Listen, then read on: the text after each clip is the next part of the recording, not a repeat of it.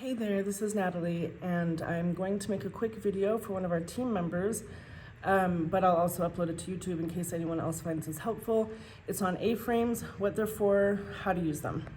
So this is going to be a quick video. So here I have a little baby A-frame, my digging tool, and my landscape, which is at a slope, okay?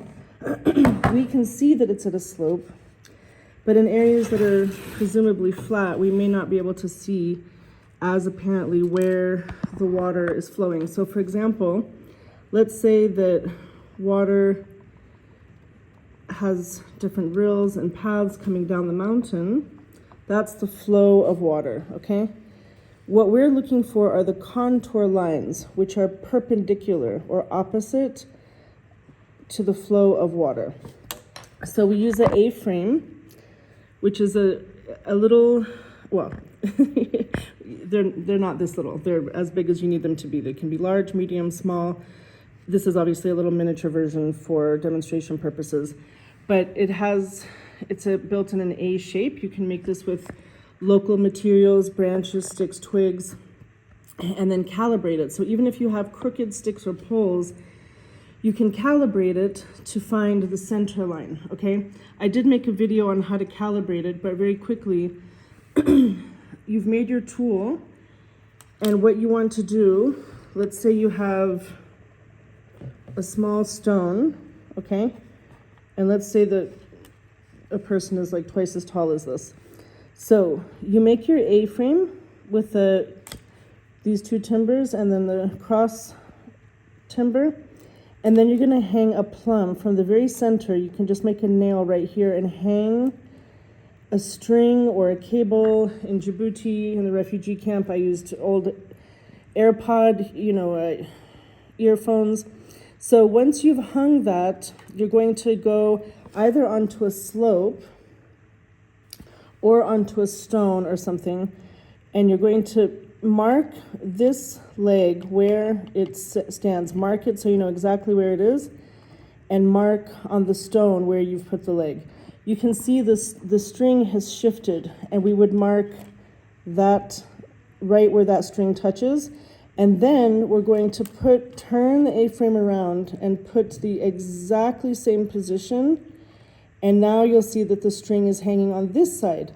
So you would mark that side. So now you have a mark here and a mark here, and then the center between those two lines that you've marked is where your level is. The purpose of this is to identify contours in the land, and there's always going to be a slope, no matter what. There's no, even if you think it's a flat area, it's just not. Water will run somewhere in some direction.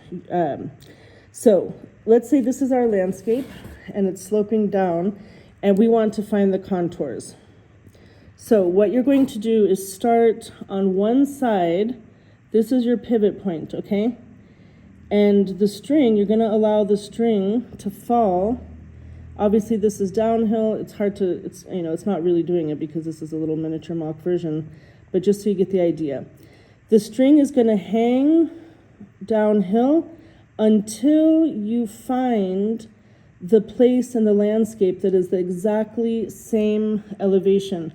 So once this is hanging in the center and it's touching the line that you made, you're going to make, mark here and mark here, and then you're going to pick this point up and swivel it and pivot it.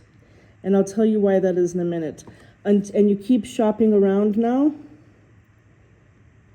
going higher or lower and reading that plumb until you find the place that is level, and you're going to mark that new line, and now you're going to pivot again, pivot every single interval until now you keep shopping around until that plumb falls on the level line, and you're going to mark that point, okay?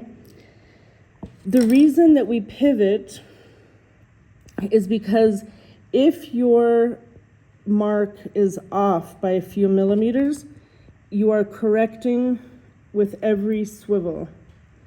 You're readjusting, you're correcting for that mistake. So now, what does this mean? We now have our contour line. That means that water here is flowing down in this direction. Here, water is flowing down in this direction. Here, water is flowing down in this direction.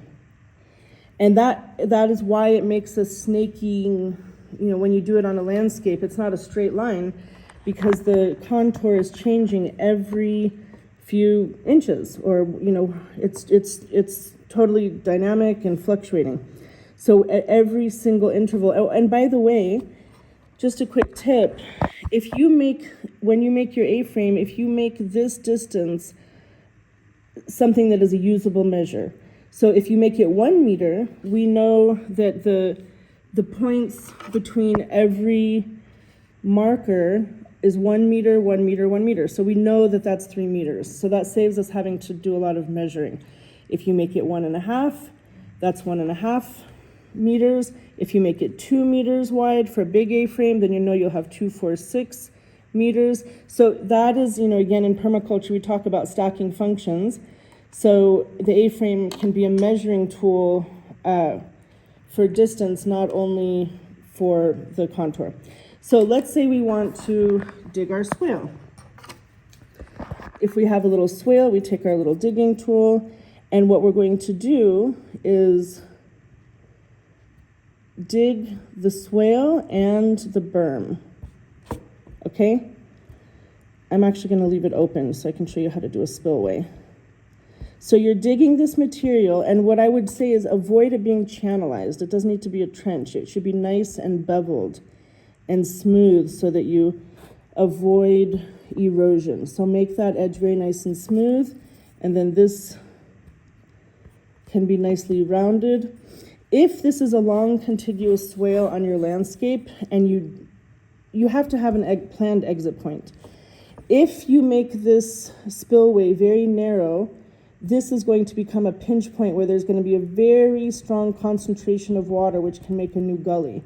But if we spread that out, and basically, this should also be dug, but not have a berm. So basically, this is still our swale, but we take that material, and this is at the grass line. The spillway is at the grass line because it's netted in with the roots. We would want to cap the swales if we want the water to exit here, because this is at the, at grade, at the ground level, whereas here we have a berm, okay? Then we need to cap our swale. What that means is that we make this berm, shape it so that it goes all the way, uphill a little bit, so that, you dig the soil so that it's like a U shape or C shape. And that way, water is forced to exit at the water line. So this is, again, totally flat. We've not dug anything here. Now, the spillway must be at a minimum, if this is a 1 meter swale and a 1 meter berm, then the spillway should be 2 meters wide. So the spillway should be the length of the swale plus the berm, okay? Now, pro tip, if you may want to put your spillway here. Let's say you have a house here or some kind of structure and different structures, so you want to have these planned exits. But if I have a field of wheat, let's just say this is a bunch of wheat, I can remove the berm altogether and just have a bermless swale. So all you have is now the trench, the swale, okay? And then this is just grass line. This is all grade. Now, when the swale fills up with water, and you don't need these cap swales, when this thing fills up with water, it will all spread evenly across the field. So let's say this fills up with water, it fills, and when it spills, everything, this is called a level sill spillway, it'll just create this sheet flow of even water distribution all across the wheat field or sorghum or whatever you want to do. Okay, so that's the swale. let's say we want to do half moons. So, actually, let me just repair our little earthworks here. So let's say that I have a mountain and I want to do half moons all over the place, or like a broad landscape. One way to do it is to start in the center. Find your, you're going to come here in the center and find, okay, level, level, level, level, level. And let's say we did 5, and then we mark 5 meters, okay? So 1, 2, 3, 4, 5. So this is 1 meter, and this is another meter. Okay, sorry, forget that. I want to talk about the spacing and triangulation. But we can do, let's say this is 5 meters. Just say that this A-frame is 5 meters. So we have found, now what we want to do is we're going to plan to do half moon here and a half moon there, okay? So we've measured our entire contour. We come back and then figure out where are the 5 meter points, which are, because this is 5 meters, they're here. Now what we can do, all right, well, forget about the spacing. You find your long contour, and now you can come back, and let's say this is the planting hole. Let's say we want to be planting a tree, and this is the center of where we want to plant. It's the center of the half moon. We can use the A-frame to shape the half moon, but the problem is when we do that, this starts to bend the A-frame and we can lose the calibration. So be cautious about it. Every time you use your A-frame, you should recalibrate it. So now let's say we have another spacing here and we want to do another 5 meter here. Now, what you can do is, this is our planting hole and this is our planting hole. With a string, you can just make another hole here and another hole here. So you literally take 3 people and a string, one person standing here, one person standing here, and one person standing here, and we can now measure our new planting hole and use this to carve a new half moon.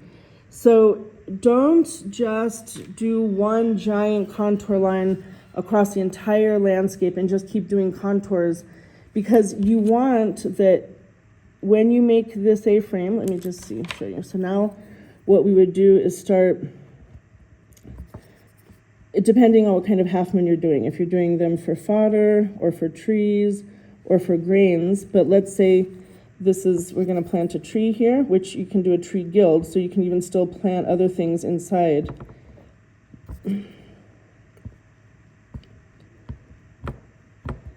So now we're going to push this material out. And now shape this one as well. And then we would make a hole here where we're actually going to plant the tree. And this is creating a little ditch down. And now when we do this one, let's just imagine there's more clay here going all the way around. If water fills up here, okay, one side can be a little bit lower. If we want to make sure that the water exits from this side, then this side should be a little bit lower, which means lower in elevation on contour. Just a very tiny amount. And then here, so water will come to this next one, and then you continue and have a cascading pattern. Obviously, this is not very neat. I have this old hard modeling clay, so it's hard to see like a nicely formed earthwork, but I hope you get the point. So again, the point of this is to help us map and understand where the contours are. You can use a laser level as well. You can use a bunyip level, a water level. But the point is that we're trying to identify constantly the different contour lines, and then we design based on that, in response to that natural pattern of water flow across the landscape. And we're trying to just create, little parking lots, not superhighways of water as it flows down. So these are all just traps, and, to get that water to soak into the soil. And then, of course, you're going to want to add manures and mulches and different plants. So if you have a tree here, this should be a totally covered, because this is the reservoir where the water is being caught, or same thing in the swale. You want organic material in there. You want cover crops. You want to create this tiny little jungle in this half moon that can become the life support system for that tree, and to retain that moisture that is captured within the structure. So for the team, I hope that's helpful. And yeah, that's it. Thank you. Bye.